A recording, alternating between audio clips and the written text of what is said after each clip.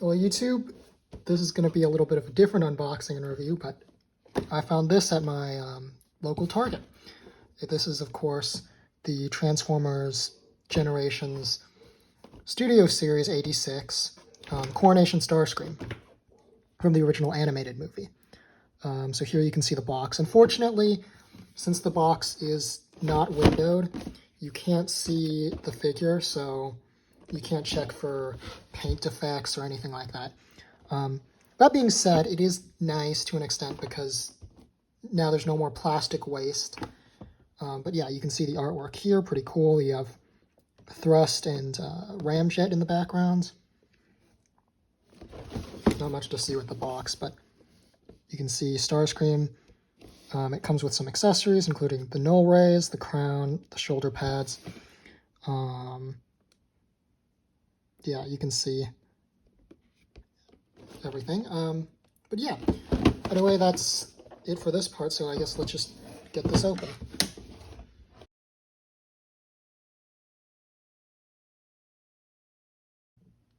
So real quick, one thing I also want to point out, along with how the box didn't have plastic windows, these ties are also like this paper cardboardy material, which is nice, so less plastic waste. This bag on the back is still plastic though, so that's worth mentioning. It's not completely plastic-free waste, but it's definitely better.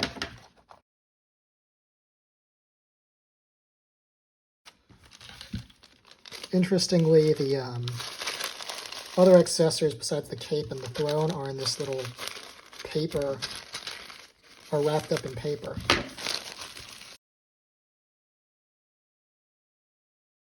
So alright, here you can see the contents of the package. You have the big throne, Starscream himself, 2 sets of null rays, these ones and these ones. I'm assuming because one is more compatible with the shoulder pads. The crown, the shoulder pads, and did I already say the cape? Yeah, anyway.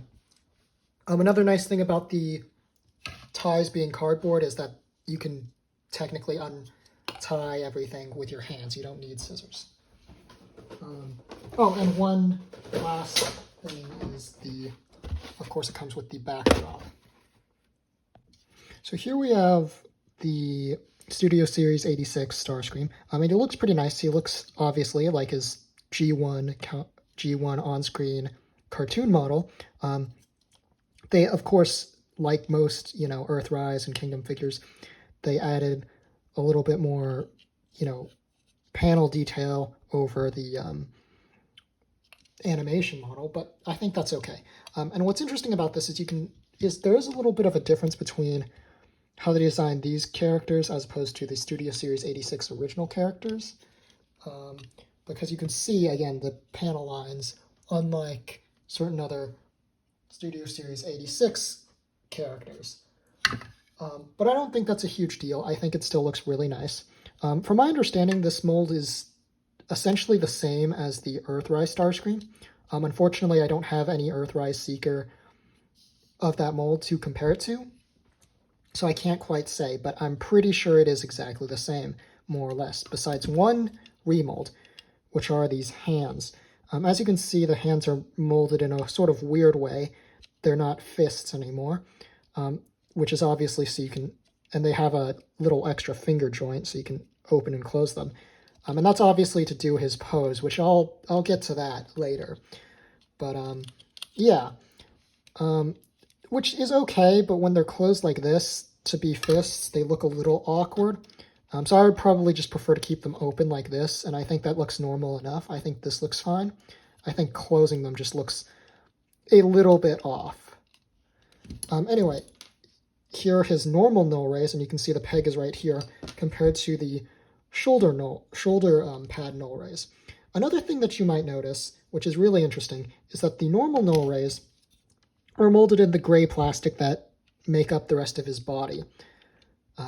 Or make up most of his body, rather, which is fine, and these look pretty nice. But what's interesting is the shoulder pad null rays are actually a different color because they are molded in blue plastic, like parts on Starscream.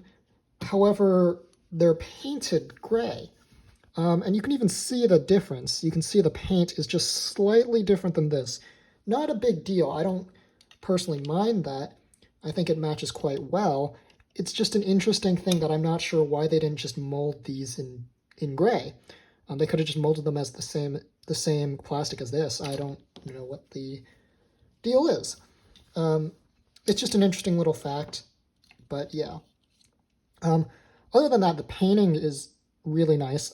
I was worried because, again, the closed-faced package, that this might have some messed up details or bad quality control, but I don't have any problems with this figure. All of the joints are solid on my copy, so that's good. Hopefully, the quality control, especially on these closed-faced package toys, is going to be really good, because if you get a bad copy, that would just be really unfortunate. But yeah, what's really cool is the head sculpt looks really nice. You can see he's kind of doing a grimace expression, which honestly I would have preferred him having a smug smirk or something, or at least one of the faces that appeared in the in his coronation scene. This is just more of a generic look, but it's okay. It's still a really nice head sculpt for Starscream. What's interesting is you can actually see, though, it is blue. It is the same blue plastic as this. I'm not sure if you can see that, but on certain parts that are slightly less painted, like right there, you can see it's actually blue plastic. But the paint covers it up pretty nice. Overall, very nice head sculpt. The chest detailing is great. You can see the red, gray, and blue really pop, and, you know, it's Starscream Classics color scheme. The Decepticon logos are pretty nice, too. Unfortunately, they have panel lines running through them, so they're a little broken up, but that's okay. But yeah, you can see here's the back of the figure, which there's not much to say, really. It's the back of the figure. You can see his backpack is primarily... The wings don't stick out much, so that's fine. The nose cone does stick out a little bit, which might bother some people. It doesn't personally bother me. I think this is an acceptable backpack for a Transformer, but it might bother you. So, yeah. Anyway, I'll plug in his null rays here. Now, onto articulation. You have shoulder swivel at the shoulder here, and then a hinge joint at the shoulder outward, so you can get it into a lot of poses, which is really nice. The elbow joint can bend about 90, a little bit over. And then the wrist cannot swivel, but due to transformation, you can do that. But, I mean, that's not a very useful joint, so I wouldn't recommend using that joint. The fingers do open and close. The head is on a ball joint, so you can look down a little bit, up a little bit, or rotate all the way around. There's unfortunately no waist articulation, but that's due to like the transformation and stuff, so that's a little unfortunate, but I think you can live with it. The legs are similarly articulated to the shoulders, where there's a swivel joint and then a hinge joint, which you can move back that far, so not too far back, but you can move it forward a fair bit, and if you want, you can move his like crotch plate up a little bit and move it forward a little more. There's a little bit of restriction. It doesn't go all the way up like where you think it should. That's just due to that part right in there. But I think that's enough articulation. I don't think you need much more than that. The knee joint has a fair amount. It can go about 90 or maybe a little bit above, a little more than 90, so good amount. The feet have pivots like so, and you can technically move the toe or the heel a little bit if you want to get it into certain poses. So yeah, overall, just a really nice robot mode. Now getting into the other accessories, I'll put away these normal null rays. His alternate null rays do work here, but you can see they look quite awkward. What they're really meant for is you take these, the shoulder pads, and you drop down these parts here. You plug in the null rays like so. And then you take these darker purple plates and swivel these out like so. And then you can plug these into his shoulders. like,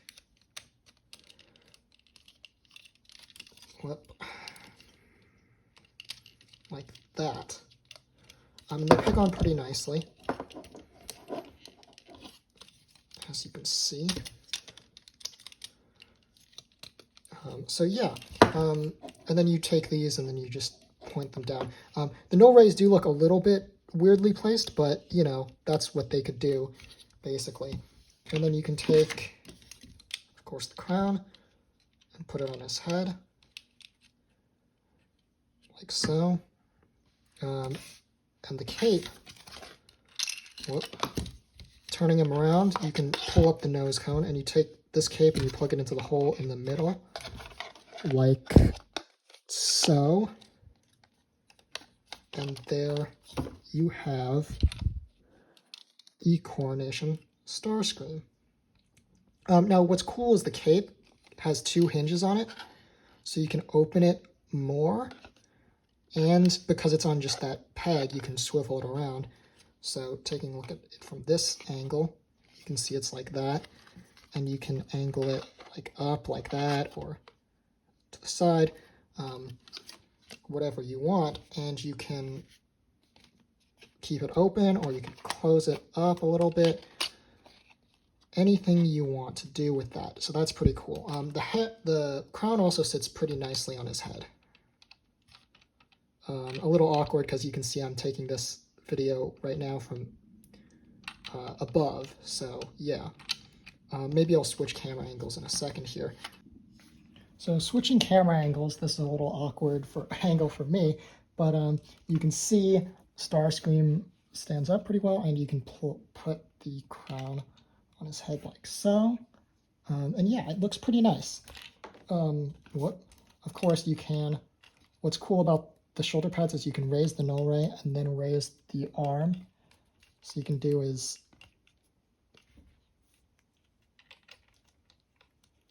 his sort of pose like so, and that looks really nice. You can see the backdrop is the included backdrop that came in the box. So that's really cool. Again, I think the face sculpt here could have been a little different to replicate the scene, since that's what they were clearly going for, as opposed to, I'm assuming it's the same head sculpt as the Earthrise version. Please correct me in the comments if I'm wrong. So you can put him up here on the stand, like so. And that looks really nice. I think this looks great. And for size comparison, here he is next to, say, Kingdom Galvatron. Let's just get him fully in the picture. So you can see he's a little shorter, which I think works. Overall size is pretty good. Let me grab a ruler. So here he stands a little bit over 6 inches. From foot to head, he goes about 6.5 inches. So yeah, he is a Voyager, of course, basically, with some extra accessories, so that's why he's a leader price point. But what is really nice is this chair here. It's actually quite hefty. It's actually really, really heavy, to be honest. I was not expecting it to be, well, it's like the solid plastic, which is really cool. So yeah, let's just, if you take off the cape, because he doesn't work with the cape on here for obvious reasons, you can sit him using that posability, which is really nice. You can sit him on the, let's see if I can get it. Yeah, you can sit him on the throne, put the crown back on. Look at the camera, Starscream. So yeah, that looks really cool. I believe this throne is the one Megatron sits on in the cartoon before the movie. I don't think this was in the movie, but I could be wrong. So yeah. Oh, what? It's a pretty cool throne, and it's actually quite big. Again, it is really hefty, so I feel like initially when I heard about this figure, I wasn't quite sure of the price because it is leader class price with a Voyager, but I think this chair and all the accessories really do add up. You can see it's about 6.5 inches tall, which again is about the same height as Starscream from head to toe. So yeah, pretty cool there. And if you want, you could even get Galvatron to sit on the throne. I think he actually sits a little easier because of Starscream's wings are a little hard to pose, but yeah. So yeah. Oh, one last thing about Starscream, his articulation, the wings can actually also fold, like, they can fold this way. So if for some reason you don't like Starscream with wings, you can technically do that, but that's weird. So yeah, there are a couple other things I want to mention about this figure. So if you remove all the accessories, or not about the figure, the set rather, what you can do with the throne, you can see back here, the throne has a lot of ports and stuff. Sorry about the abrupt edit, but I realized this was probably a better camera angle to do this. You can see the ports back here. You have 3 up here and 2 down here. And what's really cool about that is if you just want Starscream displayed as, you know, normal Starscream, you can, obviously he'll have his null rays with him, so you plug those in. And you can take all the extra accessories, and you take the shoulder pads and you plug them into these ports at the bottom right here, and you take the extra null rays and you plug these onto the side ports, like so. And you can take the cape and plug it into the center port. And then you take the crown, and what's really cool is the crown actually sits on here, and it does actually sit on there relatively firmly, not like the most solid connection, but firm enough that it's not going to, see, you can even turn it over this way, where gravity should make it fall down, but it doesn't. So you can see it sits there perfectly fine. The cape does have a little bit of extra, it doesn't fully fold up behind the chair, but I think that's okay. So yeah, it's pretty cool that you can store all the accessories back there. So here we go. Here is Starscream's vehicle mode. It's obviously the jet. I don't actually know what specific jet it is based off of, because I don't really care, but I think it looks really nice. It looks like the show version did, and of course also the movie. You can see the null rays plug into the wings, which is really cool. Overall, a pretty good jet mode. There's not too much to say. The paint apps are nice. The wings look really nice because they have the lines painted and the Decepticon symbol. Yeah, you could be funny and take the other 2 null rays and plug them into... You can plug them into these ports here if you wanted to give them extra guns for whatever reason. Because that's kind of funny, but... yeah, obviously it's just supposed to have the 2. But what's really cool about this transformation, and what surprised me, is how the arms transform. I don't read instructions before transforming because I want to sort of figure it out myself. And that took me actually a little bit to figure out where the gray tabs are supposed to be. If you have the figure, you'll know what I'm talking about, which is really cool. But yeah, one thing that some people might consider a con is that there are no landing gear. Me personally, I don't really care that much because I typically don't display my Transformers in vehicle mode, but if you do, you might care. Which, the one thing is, when you lay them flat on the ground, it scrapes on the red paint up here. So I wouldn't like drag him across the floor, for example. But as long as you don't do that, it's not a big issue. But yeah, the transparent or translucent cockpit also looks pretty nice. Yeah, I don't find that there's too much to say about the vehicle mode. I don't find vehicle modes the most interesting, but yeah, overall it just looks nice.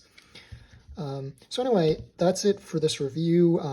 Feel free to like and subscribe, comment below if you have any questions or anything like that. But yeah, it's really cool that I was able to find this at, so check out your local stores. The 2022 figures seem to be coming out. But yeah, anyway, that's it. So thanks for watching this video. Bye.